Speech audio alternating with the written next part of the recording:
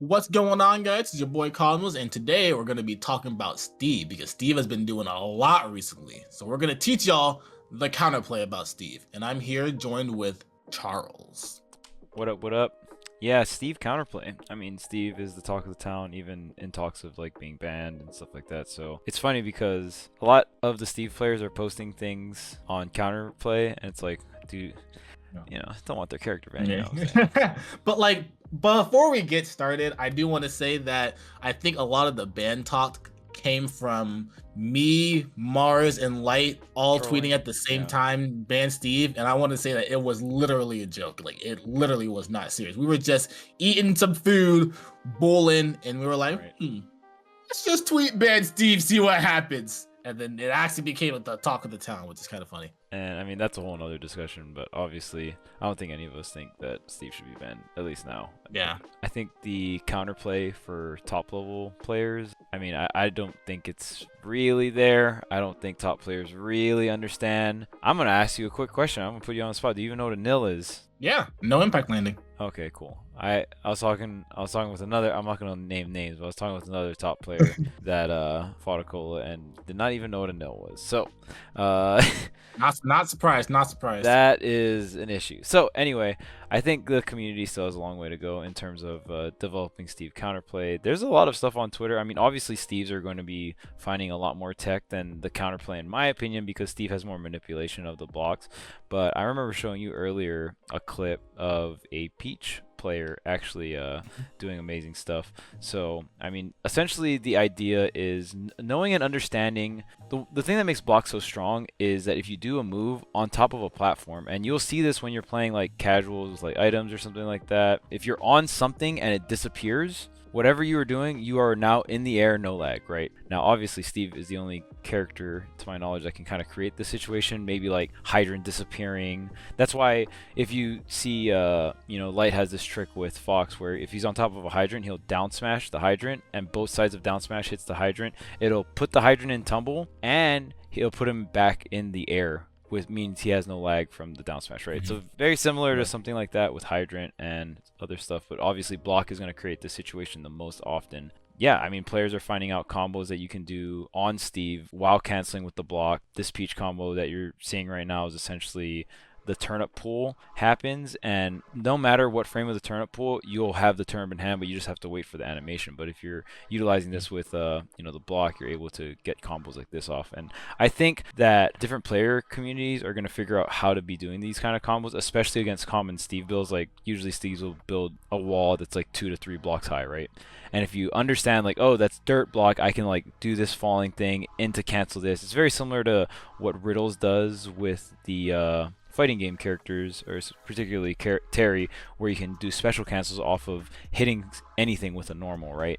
So you see him go for a lot of like forward tilt crack shoot instantly, or forward tilt into the projectile. So that is really good level 1. I think the main thing though is just understanding and playing around minecart. That and Anvil are the two big base level counterplay. Are the biggest things, because those are the things that those are basically minecart is Steve's burst option. It is the thing that makes Steve it's the thing that makes you fear Steve at a certain distance, because if Steve didn't have minecart, especially if Steve didn't have minecart with gold, because the gold makes minecart faster and stronger, that burst option is what makes you scared of Steve at a certain distance. If he didn't have that, you could just kind of camp Steve and just wait for him to throw out something, and you could just whiff punish him the entire game. But because of minecart, you can't really do that, because sometimes he can just surprise you with a specific burst option. And the fact that it can also be a command grab too if he jumps out of it and it takes you out of shield, it makes it a burst option, but also makes it a 50-50 neutral option if he's gonna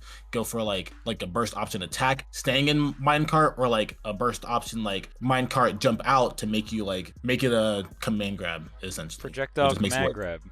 Excuse you, one of the most crazy projectile command grab that you can follow up off of. It's like imagine if you can decide if Thoren's Fang shot was an attack or a grab, and you can follow up off of it. That's insane. That's insane. Why did I just say that? That's insane. Yeah. That's what Steve has. Yeah, it's intangible 1 to 7, I believe, as well on startup. So oh, I didn't even know that. Of course you didn't.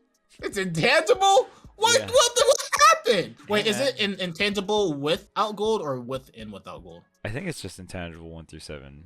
I That's incredible. There's so much about Steve that is like uncommon knowledge because there's so much to this character that can be done that it's so hard to know everything about Steve.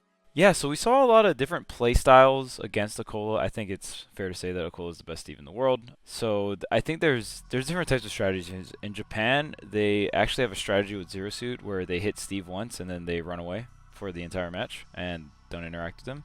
Wait, Um, really? yeah, Timeout Wow. Zero Suit's pretty. I wouldn't say popular, but definitely a lot more explored in Japan. Mars refuses to time people out with Zero Suit. I get it. Yeah, that's I mean, not every character has the privilege of just getting away from Steve though. Like when you have one of the best double jumps in the game, one of the best full hops in the game, flip jump, like, ZSS is a character that can essentially not interact with a bunch of the cast because of the absurd mobility options, right? So not every character is going to have that strategy. I think the best strategy for Steve, not every character has the blessing of doing this, but like characters like Cloud who are quick, have a disjoint, right? Those are going to be really good because you can essentially break down the wall and pressure Steve while being safe at doing it, right? The other strategy being like pressure, right? There's always something in between, but essentially there's pressuring Steve and then there's not interacting with Steve, and then there's a bunch of in between. And depending on what kind of tools your character has, like you want to try to hit somewhere in between. And the thing is, it's crazy if you don't have a disjoint when you go up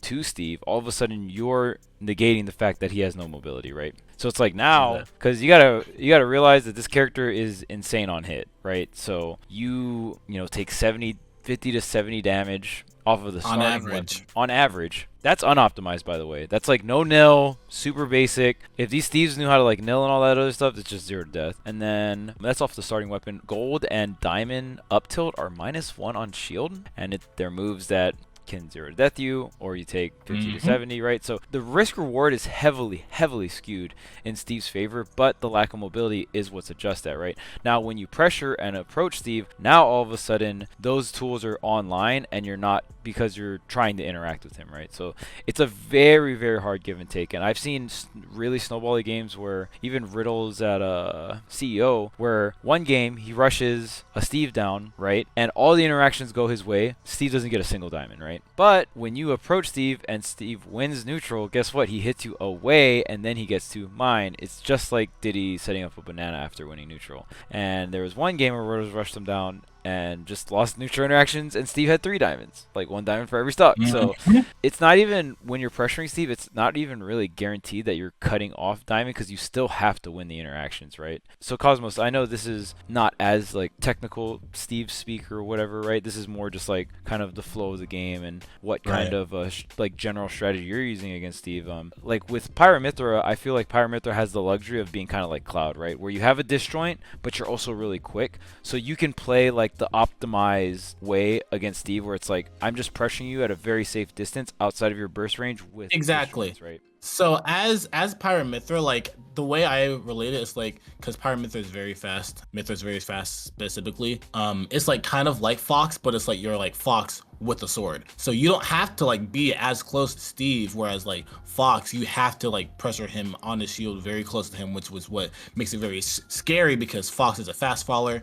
He'll get hit once and take a lot of more damage because it's easier for Steve to combo fast fallers, so he can just like get one hit and you can basically die. Even Pyramithra is kind of the same way because she's like a semi-fast faller, so it's easier for Steve to combo Mithra. But it's like I can stay outside of Steve's range, and because the fact that Mithra has a very good dash and a very good range, she can just pressure from like a specific spot that Steve can't contest, which is like basically the game plan that I feel like is what's best against Steve. Like if you can stay outside of Steve's range where you don't have to worry about him like spamming up tilt on your shield because it's basically safe, it's really hard to punish, and you don't have to really worry about minecart. You're at a distance where you can react to Steve minecarting. That's like, if you're at a distance where you can react to Steve minecarting, but you can also like punish Steve for doing options like mining or building or like throwing out aerials at a certain distance.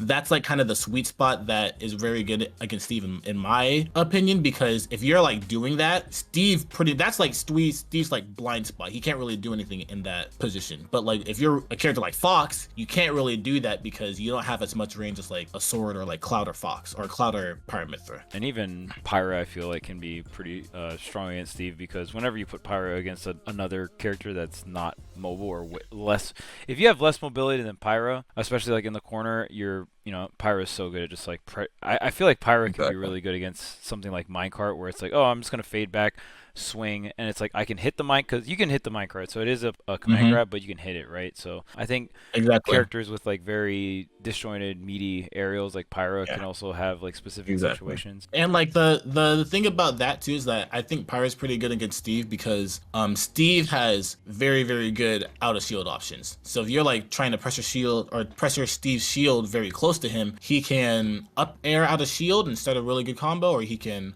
nair back air, nair forward air, get a lot of damage, or he can just, if you try to land on his shield with an aerial, he can footstool down there anvil out of shield and kill you at like 70-80 if he wants to. But the thing with Pyra is you can pressure his shield from a distance, because Pyra has a lot of range and a lot of her stuff is safe, because if you're like forward tilting Steve from like max range, Steve can't do anything out of shield, so you can just like kind of spam that if you're at that range, which is something similar that Cloud can do, which is why I think Cloud is very good against Steve too, because Cloud can just back air Steve's shield from a range and Steve can't really do anything against it. And I think particularly Anvil and Cart are the two things we're talking about. I think for Anvil counterplay, understanding that Steve not only can footstool out of shield you, so you have to be you have to be very aware of how close you're going for Steve, or maybe like not go for super tight cross-ups as often. Also, Steve can just do this, and like most characters, if they do a footstool dare and they miss, they get obliterated, right? Like Sephiroth and stuff like that. So it's like you have to like respect the option, but if they mess it up, you destroy them, right?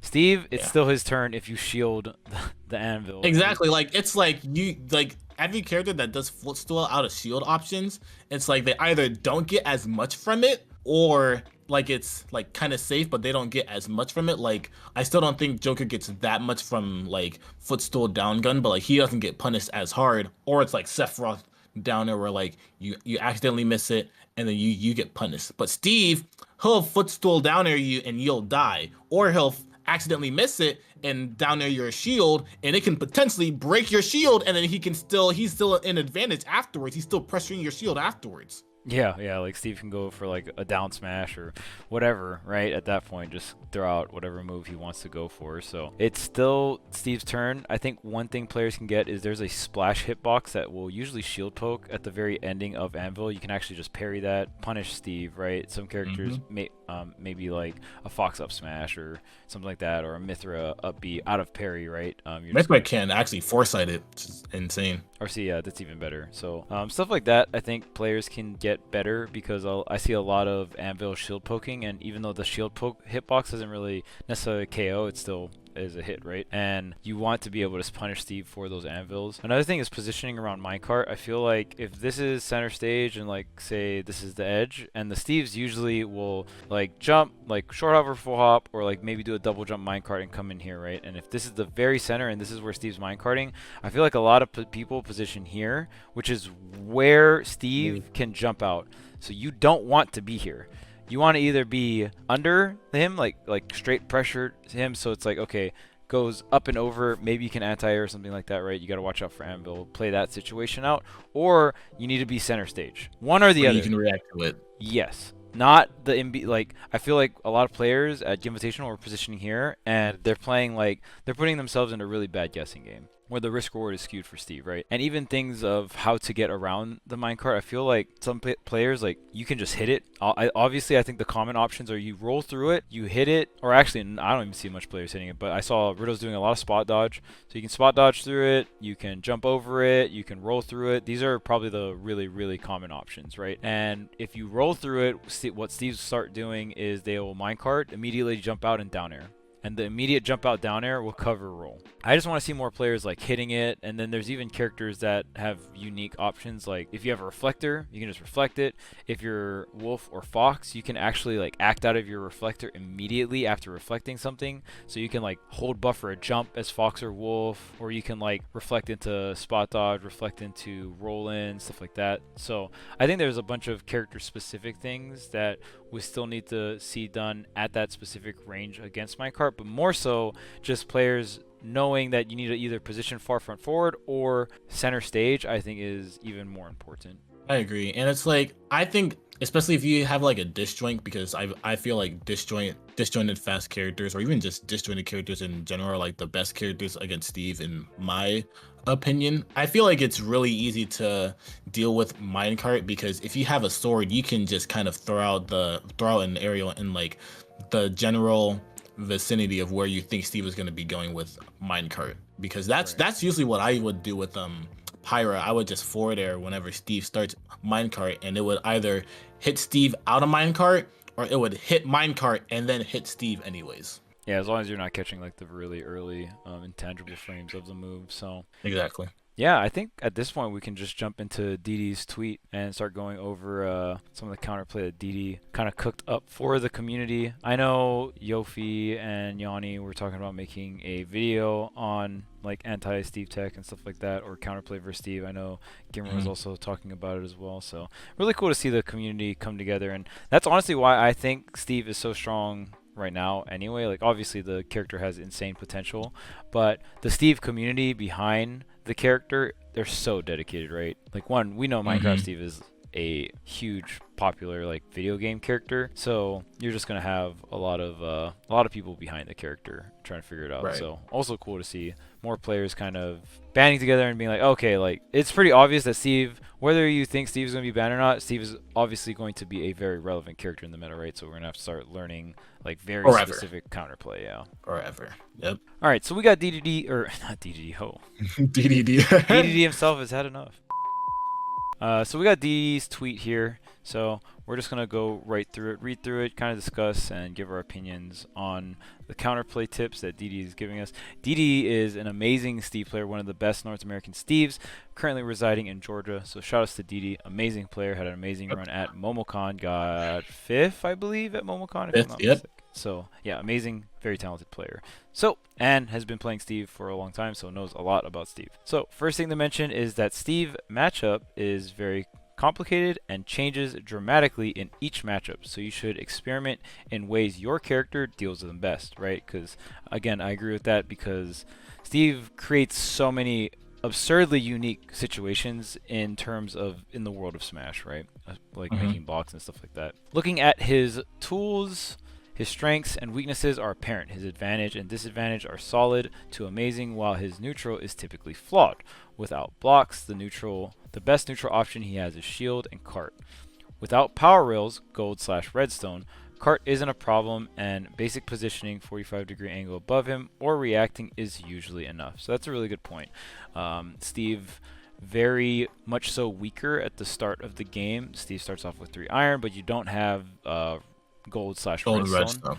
Yes, so you need gold redstone for the fast cart to activate, and that's when it starts getting wild, because it becomes way more complex, the minecart situation that we're talking about. And it becomes much harder to react to, because even if you're like at a distance, it's so fast, and like it's still fast when he jumps out of it, to where like you can get command grab from even really far away, because it's just moving so fast towards you.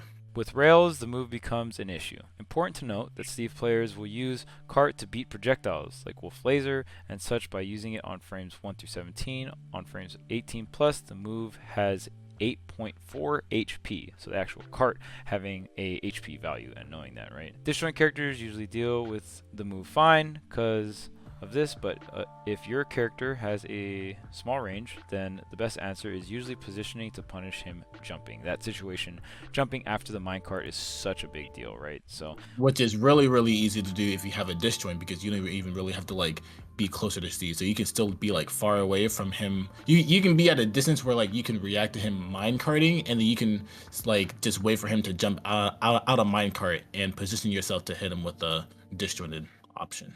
So smaller characters can go under it if you want to flex, but be aware that down air afterwards. So that's kind of what we were talking about. Like even if you want to like you are scared of minecart and you decide to roll in, Steve can jump out of minecart and cover your roll in with like down air and like punish you for that. So that's something that you have to be wary about. So I think it's just best to like stay outside of minecart's range and just try to punish him jumping out of it from like a distance. Steve's shield is easily his best neutral option though. A good Steve mixes in shield, parry, and out of shield to make interactions with his shield difficult, which is a very big problem that a lot of people have with Steve, because that's why using someone like Fox against Steve can be really difficult sometimes, because if you're like trying to land on Steve with Nair, like Fox's Nair, which is like one of his most common options in neutral and like to like net kills, Steve can just punish that out of shield with like down air out of shield, or just up air out of shield and start a combo, or Nair out of shield and start a combo with that, which is why you have to like be very wary about hitting Steve on shield. Once again, disjointed characters typically have an easier time spacing around a shield, which is what I said. Like if you're playing a character like Cloud or Paramithra, having a disjointed sword and having speed makes it much easier to fight against Steve. Tomahawking against Steve is generally great since most Steves have no brain cells. Generally, Steves have no brain cells and will fare back air out of shield every time.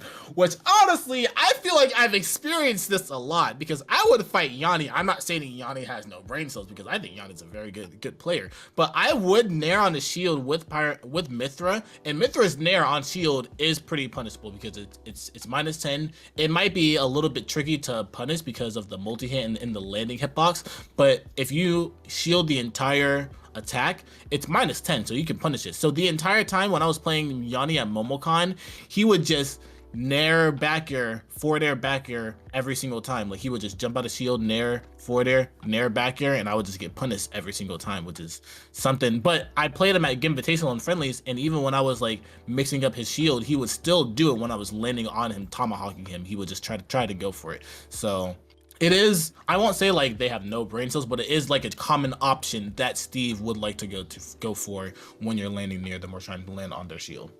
If your character is fast and can open Steve's shield much easier by threatening grabs and baiting the eventual spot dodge. If your character is slow, then try to use low profile moves to beat forward air, back air out of shield, tomahawks to beat his out of shield, and spacing right outside of his out of shield range to effectively punish it. Which is, like I was saying, like just staying outside of like his burst range of minecart. If you have enough speed and you can stay outside of the range where you can react to that but still punish him doing stuff like building or crafting or just like mining in neutral, that's kind of the range you want to be in. Like that's kind of where I feel like you would kind of want to have to play. Like as a Fox player, it might be kind of scared to try to pressure Steve's shield, which is something that Fox is usually good at against characters. You kind of just want to like stay outside of his range and try to punish him using something with like dash attack or something like that. Apart from these, his neutral isn't great.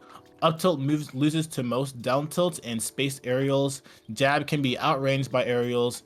If Steve up tilts your shield, then it's a guessing game in his favor. Fortunately, most Steves have no brain cells and will hold the up tilt, and in that case you can parry it. Otherwise, the best option is to roll. Yeah, I like that. Rolling, you're kind of abusing the fact that Steve can't just like cancel the up tilt into like a minecart or something like that, right? In terms of mobility, and they'll usually just keep going for the up tilt since the return is so high on that. So I definitely agree on that. The more safer, consistent option to just get out of the situation against Steve, you probably just don't want to be that close to Steve in general. Yeah. So, or at least be that close to Steve and you're the one blocking, he's the one swinging, right? Alright, so blocks are the most complex and frustrating part of the matchup, but disjoint characters are favored once again. Disjoint characters can space outside of most Steve's punishes and even potentially threaten behind the blocks. Some have specialized options versus block, Falco Reflector, Pac-Man Key, so experimenting helps a lot. Yeah, we saw. So that's actually one thing that he did use a lot of reflector. The one thing I didn't really like about Larry's option or a game plan against Steve is like he would try to, even if there is just one block on the ground, he would try to just laser over the block. But it's like at that point you're just letting Steve mine for so long, like you're just letting him like basically become God, and like there's no point in letting Steve do that. Like you want to like at least get close to where the Steve can't feel like he can mine safely. But the one thing that I felt like a lot of people at the Gimbitational were not doing well against Steve, and I feel like people just don't do in general, is like they don't know what moves break what blocks. And it's very important to know what moves break what blocks, because if Steve builds the wall, you don't want to just let the wall be there and always try to jump over it, because it makes your approach like very linear. You want to like make sure you know what move breaks the blocks, how much damage your moves does to the blocks, so how many attacks you have to do, and you want to break the blocks and make sure you understand what Steve is going to do when you break the blocks. It's like a very complex Pac-Man hydrant situation. Exactly. The hydrant has different forms, and it's like, oh snap, that's like the gray hydrant. Like, oh, that one has a lot of health. Like, I'm gonna have to hit it 3 times. But it's almost like a game of chicken too, because if you break down the blocks and Steve like tries to whiff punish you with like starts a mine cart up preemptively and tries to come through that area that you just broke with the minecart or with dash attack, you're also kind of playing around Steve's burst options at that point too, right?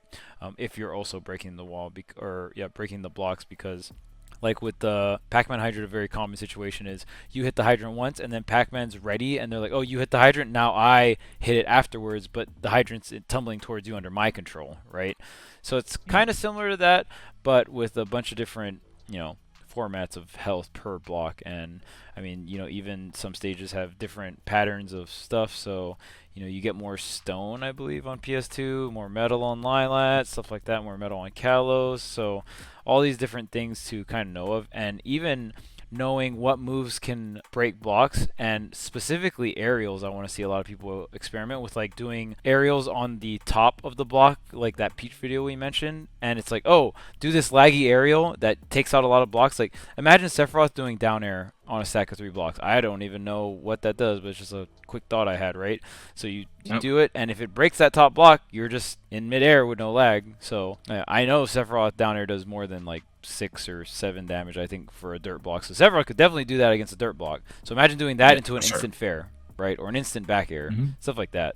I think could be very, very powerful here. Steve can't land good punishes versus blocks on reaction.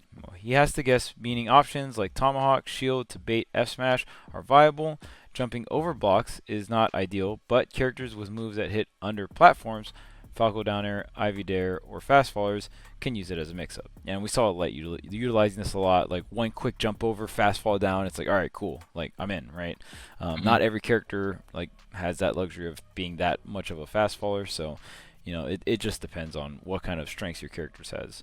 This is because it takes 9 frames for Steve to cancel mining, making reaction plays extremely difficult. So that's good to know, actually. Yes.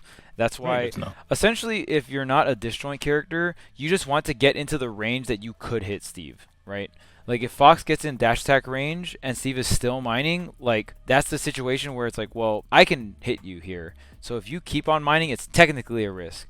Doesn't necessarily mean you just get in range and start spamming dash attack, but you just need to get into range where your moves can hit them, where, like, the 9-frame like mining cancel won't be a factor, right? So that's actually very good to know, because that makes a lot of mix-up play a lot more prominent, because you can like just like bait. Yes, exactly. You can stand there, you can dash in, and you can like while Steve is mining, you can dash in. Steve will think that you're gonna do something, so he has to spend 9 frames stopping his mining, and he'll probably being like in those 9 frames he might be buffering an option, so you can just dash back and react to what option he's going to choose and then just punish it. You essentially want to create the situation that you're playing against Steve at mid-range with no blocks in play. That's the golden situation, right? Again, if you force Steve to stop mining and build blocks, you stop the Steve from mining, right? Then you kind of play the block mini game until eventually he's going to run out of stage and he's going to have to minecart in, right?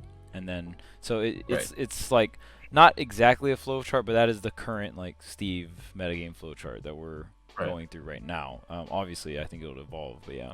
Use fast tilts or safe aerials to deal with blocks, and always take what Steve is doing in mind. Are they S smashing, grabbing once the block breaks, which is Yeah. pretty much what I was talking about. Like you can break the block, see how he's mining. You can dash in, see what he's gonna do during those 9 frames where he's trying to cancel his mining, and like just try to find what like the pattern of the Steve likes to do whenever he's feeling pressured. For Steve's disadvantage, disjointed characters, of course, are favored as they easily deal with minecart. Steve is likely going to down air, which can be beaten as its priority is low, but typically isn't worth the risk, especially online. Unless you're Pyro or Ivysaur. You can also reflect it, which is what we were talking about. Even offline, if you're playing against Steve, if you see that Steve is down airing, you can kind of the way I like to treat it is you can kind of treat it like Joker down gun, where you can like kind of be on the side and you can like try to hit him from the side with like a disjointed aerial, and like that's what I would do with Pyro, because Pyro's up air is so big. I would try to just stay beside Steve, but up air hits like all around her, so like I won't be in the range of down air, but he'll still be in the range of up air. So it's something that I feel like even characters like Cloud, Violet, just characters that have like a pretty good disjoint would be able to do against something like down air. Or if you're like a character like Fox or Joker's are Sen, you could retard Carnate, or you can like just Fox Reflector, Falcon Reflector, Wolf Reflector. You could just do some things like that, and it'll, because it counts as a projectile, so it'll hit Steve going back up. Which is something that we saw Light do against Acola. His recovery is great, but the up B is slow, making challenging it fairly simple, along with two-framing it.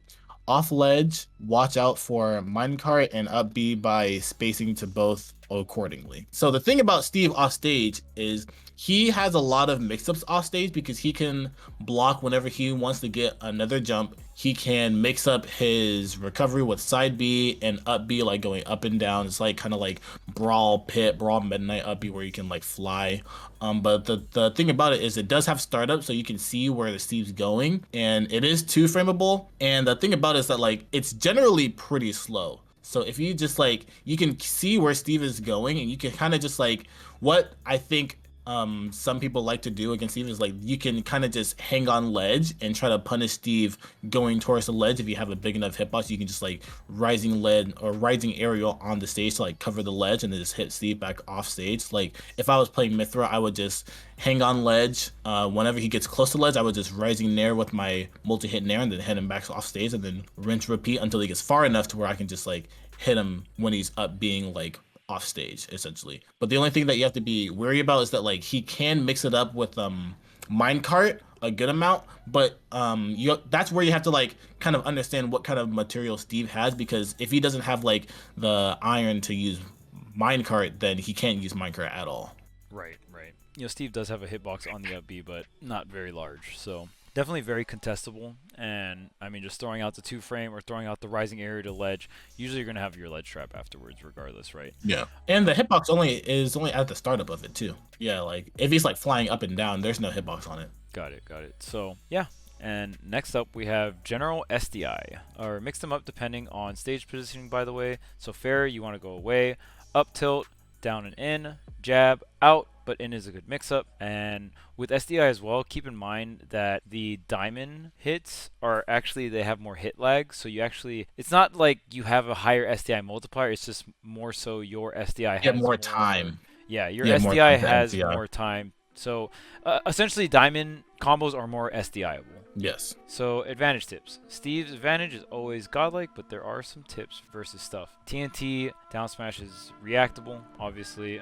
It's a very good setup. I think the crazy setup is the one where the TNT and they up tilt the button or whatnot. That one's crazy on like the platform. That one's crazy.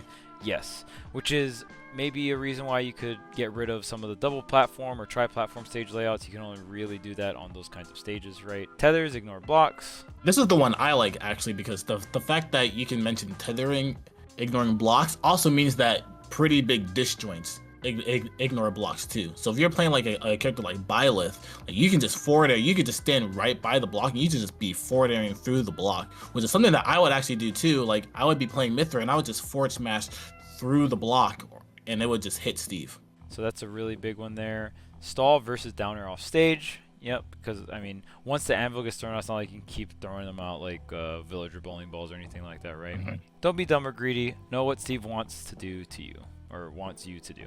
So, very great stuff coming out from Didi here. Shouts to Didi again. This is amazing stuff. Knows a lot about Steve because he plays the character. Because when the gears start turning against Steve, it all starts to click.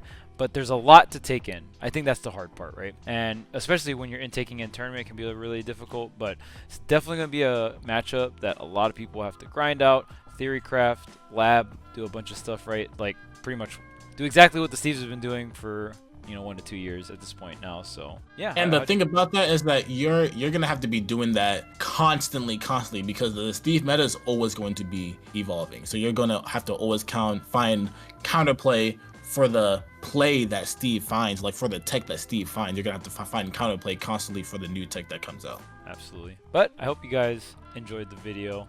I mean, Steve counterplay is a very big deal, and I think it's going to be a big part of the tournament scene moving forward. But if you guys have any questions, or maybe you guys have some Steve counterplay tips, go ahead and leave them in the comments. And yeah, until next time, see you guys later.